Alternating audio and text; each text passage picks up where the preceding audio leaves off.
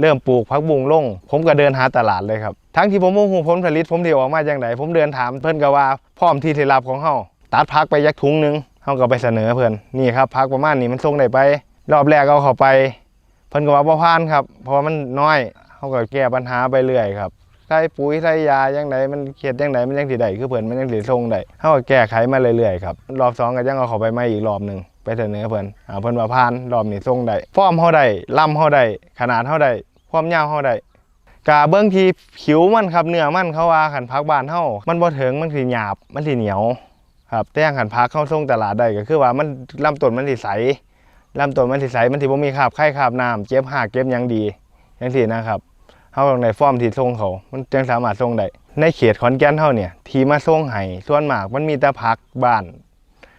นก็คือว่าเป็นผักสันๆตัดสันแล้วมัดหนังยางนะครับผมเพิ่นก็เลยแปลกใจว่าเป็นหยังเฮาคือเฮ็ดได้เป็นหยังเฮาคือสามารถเฮ็ดได้เพิ่นก็เว้าออกมาเลยล่ะครับแม่ค้าเพราะว่าในเขตขอนแก่นเฮานี่มีผมส่งเจ้าแรกครับแม่ค้าว่าได้ครับผมบ่ได้ว่ามื้อนึงนี่ผมสิเก็บอยู่ประมาณ6แพร่ครับต่อมื้อ6แพร่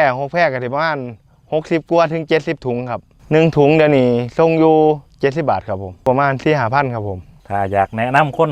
เฮ็ดจังไดพี่เตรียมกำลังกายกำลังใจให้พร้อมแล้วครับผมเพราะว่างานผักบุ้งนี่มันก็เป็นงานละเอียดพอสมควรนะครับ